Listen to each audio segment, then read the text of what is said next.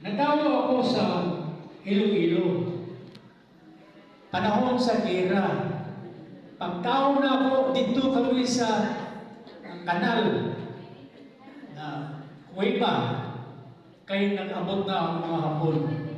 Kami lang duha dito. Pero ang inahan ko, very close kay Mother. Mag-abot na mo sa Cotabato City. Ang balay namin dito, doon sa simbahan of the Immaculate Conception. Immaculate Conception. Doon. Parang roon. Pagkatapos, sa among pamilya, adlaw, kada gabi, nag-pray ang among pamilya sa rosary. Nag-rosary din.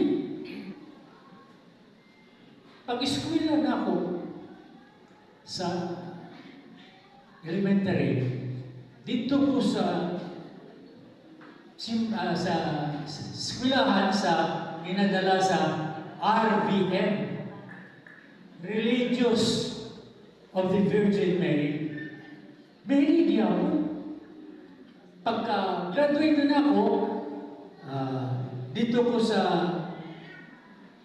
grupo ni St. Therese Sister Perla, OND. Nag-graduate ako sa grade 6 sa Notre Dame of Cotabato University. Dito si Sister Perla Tolosa. So, OND gawin ko.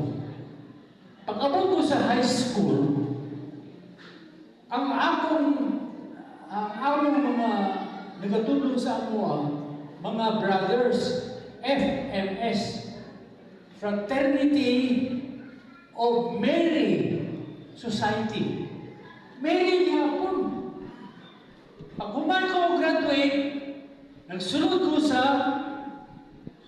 Oblates for 12 years. Kinsa man ang nadala sa ako sa Oblates?